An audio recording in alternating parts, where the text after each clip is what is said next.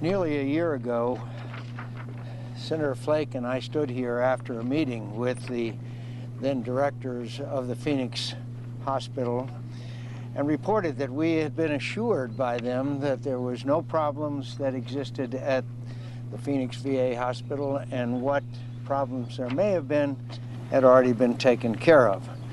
So you can probably understand that Senator Flake and I come from the meeting today, hopefully well-informed, but because of our previous experience, we need to be convinced. We're certainly glad that President Obama used his long-term overdue visit to the Phoenix VA to announce the creation of yet another advisory committee to study the problem. The truth is that while thousands of Arizona veterans continue to experience unacceptable delays in VA care, the Obama administration has been slow and reluctant to fundamentally reform VA operations, including implementation of the vitally important Choice Card program. And today's roundtable, to which leading veteran service organizations were not even invited, served more as a photo op for the president than it did a meaningful discussion of the challenges our veterans continue to face in getting the timely health care they have earned and deserve.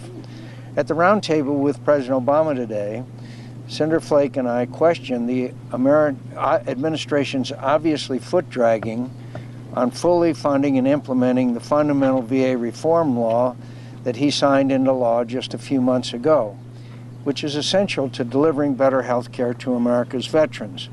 I'm especially concerned about his proposal to reallocate funding away from the Veterans Choice Program to other programs within the VA bureaucracy. In my view, this is a signal that the administration is giving up on reform before it even begins. Further, the 10,000 American veterans eligible for the Choice Card, only 500 have been able to make appointments at non-VA healthcare facilities in over 4 months since the VA reform legislation was enacted. It's clear that the VA's narrow interpretation of veterans' eligibility to use the Choice Card is preventing them from gaining the flexibility in care they need. The Choice Card is supposed to give anyone who lives outside of 40 miles of a VA facility the right to go to a civilian provider. They are now interpreting the 40 miles as the crow flies. Our veterans don't fly. Obviously, it should be 40 miles that they have to travel. The other misinterpretation is that if there is any VA facility within those 40 miles, that veteran will then not have the choice to go to the provider of that he wishes to. In fact, they're even counting facilities that do not have the capability to handle the needs and medical requirements of that individual veteran.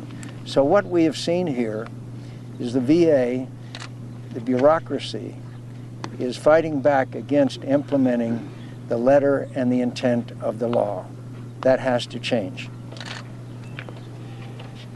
As Senator McCain said, the main thrust of that meeting is to make sure that the VA is implementing the reforms that were mandated by the legislation last year. And we had the benefit of having Senator McCain there, who is one of the chief authors of that legislation. We are deeply troubled that the Choice Act is not being implemented as it was supposed to. Senator McCain outlined the problems with their interpretation of it. If there are issues with it, then they need to come back to Congress and say this needs to be changed. But they believe that they can finesse it or work it out. We're going to wait and see. But we're not going to leave it and trust them like we did a year ago when we came out of the meeting and were told that everything was fine. There were no real wait lists, no secret waiting lists.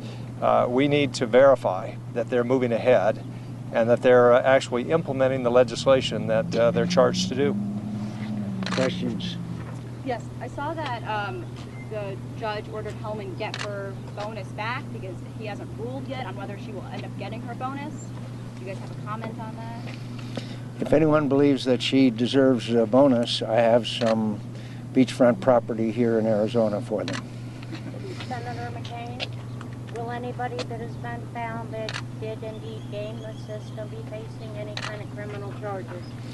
A couple of them have been fired, including those individuals that briefed me and Senator Flake about a year ago, but it is not clear whether additional action has been taken.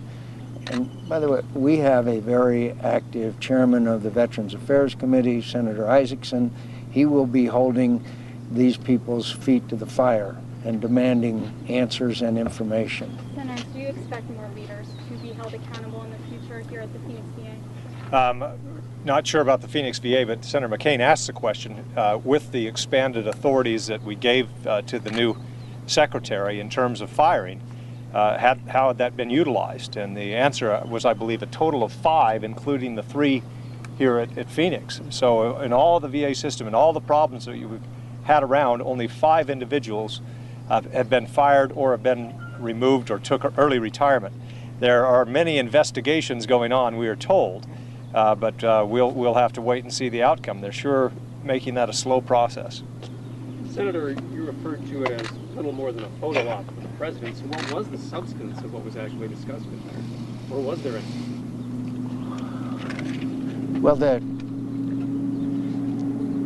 Secretary of Veterans Affairs and the Deputy Secretary made the argument to us that things have changed and that they're serious about bringing about change, and that they have made some policy changes in the way they approach the issues. And then during the question and answer was when Senator Flake and I began to get specific about the Choice Act. The Choice Act was the reason why we passed legislation to reform the VA.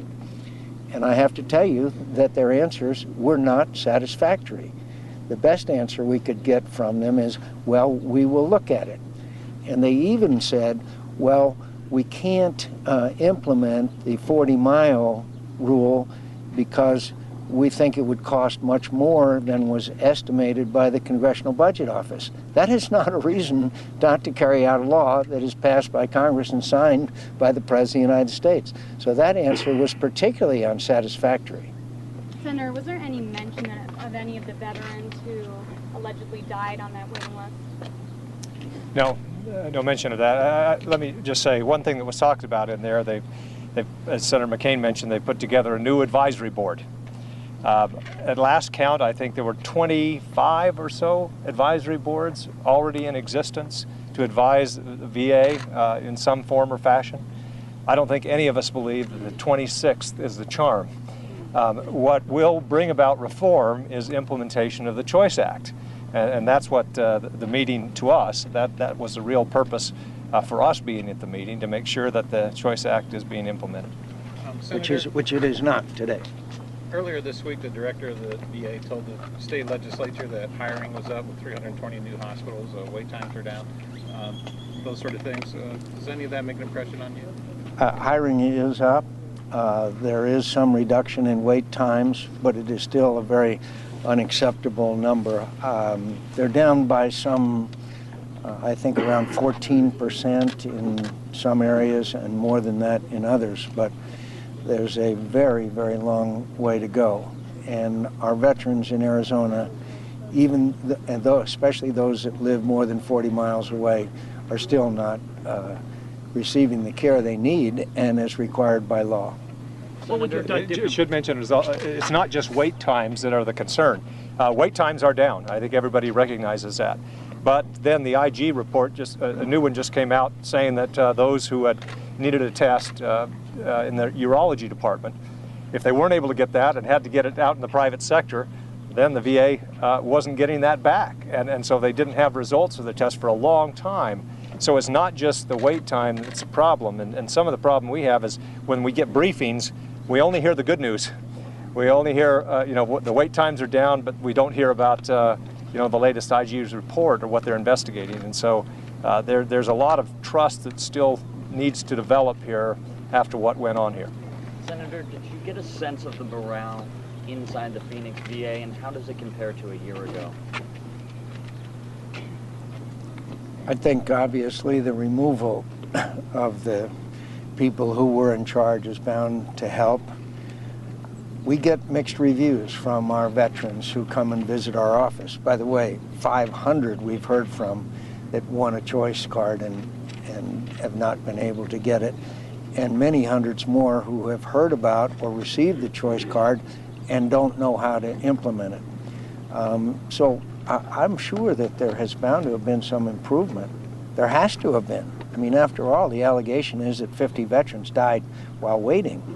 But has that progress been what the American people and the people, the veterans of Arizona expect? In my view, absolutely not. Senator, what would you have done differently? Well, I would have fired a whole lot of more people. I would have enforced the Choice Act with the 40 miles that I described to you, and make sure they had their facilities.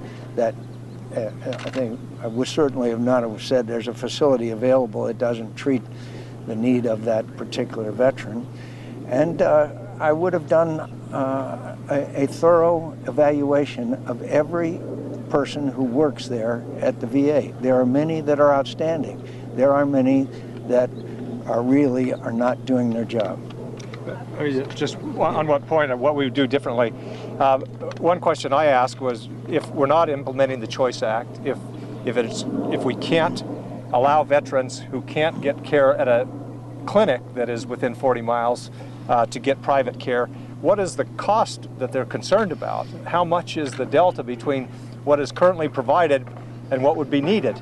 And as specific as they could get, they said it may be tens of billions of dollars. If that is the case, then we have bigger problems than they're willing to admit. It is that if they allowed choice, that too few people would choose the clinics or the VA proper, the medical center here. And if that's the case, then like I said, we have bigger problems, and we need a broader assessment of the model that we have for veterans care. So fixing the Choice Act, I mean, how are we going to go about fixing it? We're going to have hearings. Senator Isaacson has promised that.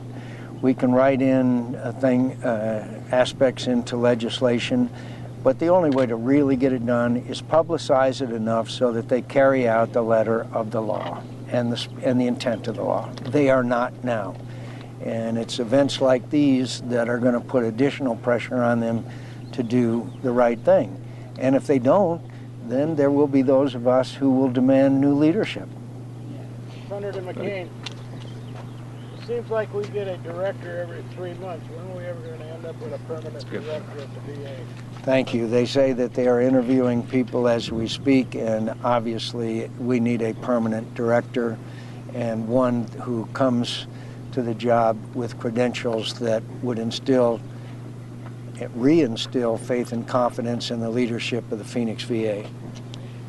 Let me just say, I know we're about to wrap up, but I think all of us appreciate greatly the emphasis that the media has put on this issue, and that you've followed up doggedly, both print and electronic media. It's been really heartening to see that, and we are where we are today. The president wouldn't be here today without the pressure that's been put on, the investigations that have gone on by the media. So keep it up. Keep it up. I just add, as much as I hate the media, every once in a while I have to say thank you. Senator McCain, did you expect the reaction that you got that Iran gave to that letter? Well, I think that the Ayatollah has then authenticated our reason for the letter. And by the way, I would point out the Iranian parliament will be required to ratify that agreement. Somehow the Ayatollah doesn't think that our Congress should do the same. So thanks for the advice, Ayatollah. We'll be looking forward to hearing from you soon. All right? Thank you. Thank you. Thank you.